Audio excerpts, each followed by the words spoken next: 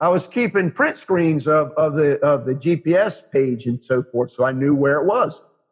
Well, then I got the signal back, and the phone had traveled 2 miles up the street to another section that was a little more industrial.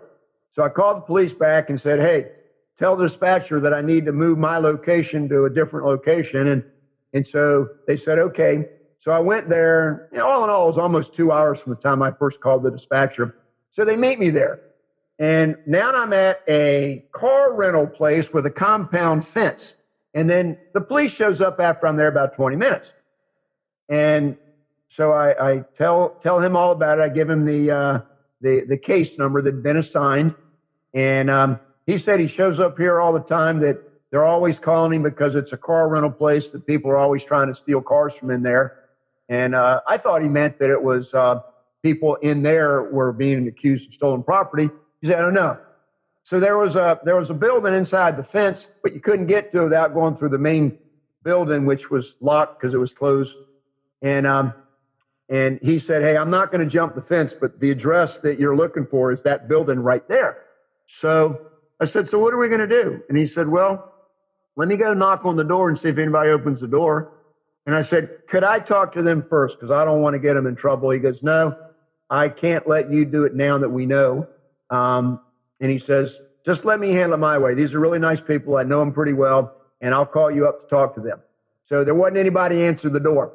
So he said, man, I know how frustrated you are. I'm sorry, but there's nothing else we can do. A detective will be in touch with you. The report's been filed. I'm off till Wednesday, and be expecting a phone call from a detective if they ever find your phone. So that's kind of over. I'm kind of frustrated a little bit just that, this has all happened.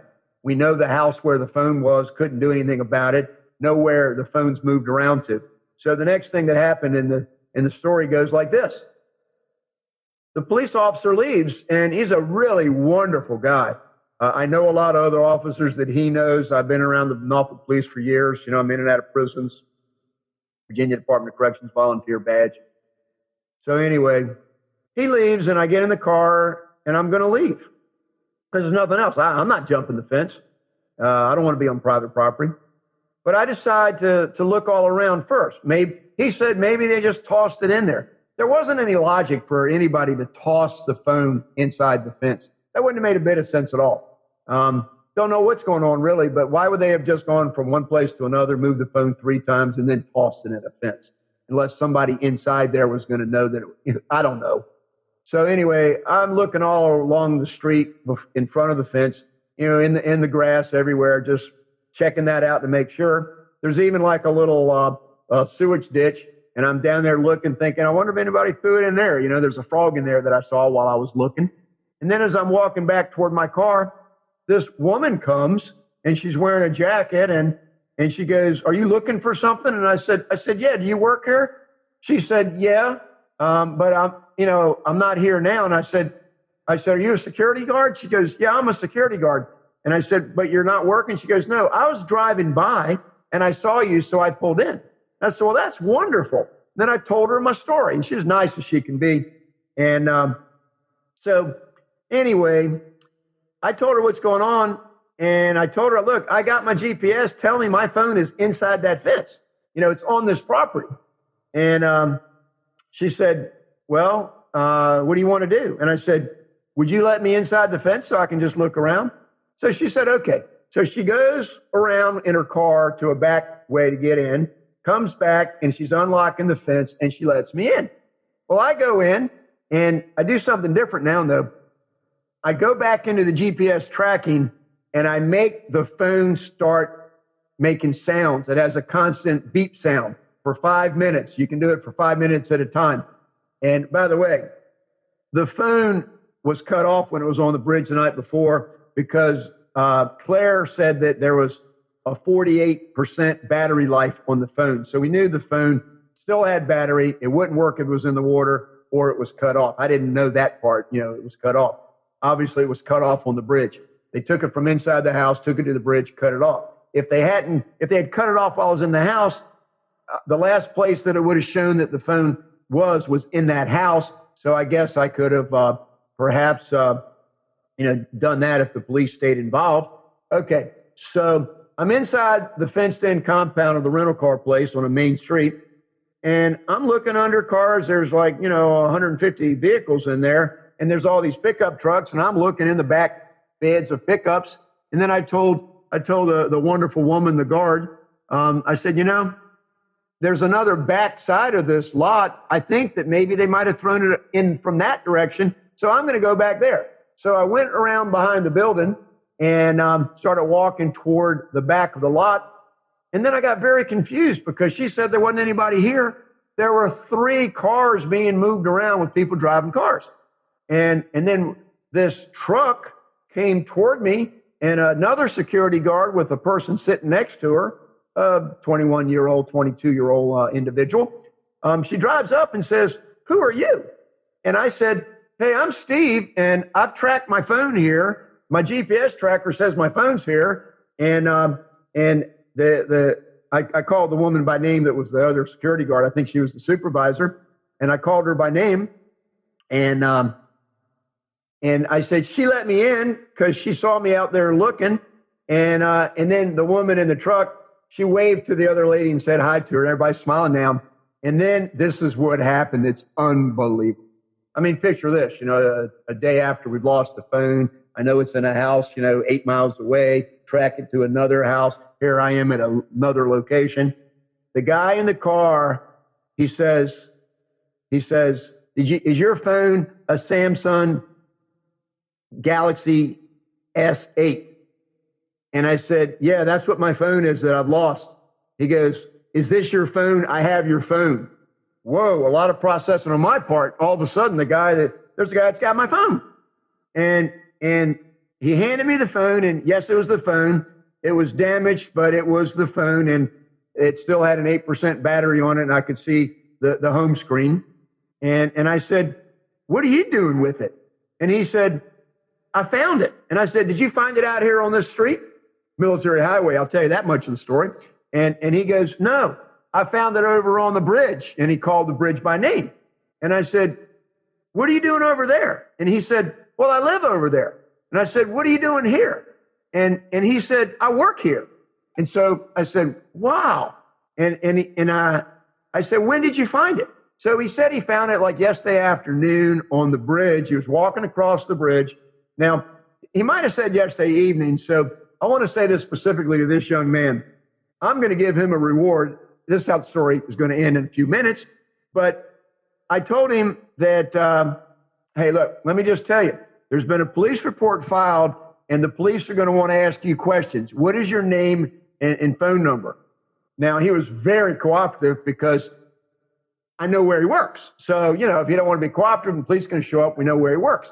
But the security guard that he was in the truck with, she says, oh, well, he's got the phone, and we've been trying to find out who it belongs to, but we don't know how to do that. Well, that's good. And so I want to believe him. But what I want to tell you, young man, is, hey, I appreciate you because you didn't have to give me the phone back if you were somehow involved and people just decided they weren't going to give the phone back until it seemed like you better because police are involved. No, I'm okay with that. We all got to do the right thing. That's the point of this whole show, is to do the right thing by one another. I mean, that's it. And I don't know how people are raised that don't do the right thing, but I'm going to end the show with an article that I got, 10 ways to teach your children to be honest. I'm going to read off 10 points on how to teach your children to be honest. That's what this show is. It's about honesty. Take a little break here for a second. I know you're in great suspense hearing the story. Honesty. Here's the definition of honesty. Adherence to the facts. Sincerity. Oh, that's a sentence. Sorry about that. So synonyms. Boy, when I printed this about honesty, I think I missed the definition that I was looking for. Oh, here it is. Honesty means uprightness of character or action.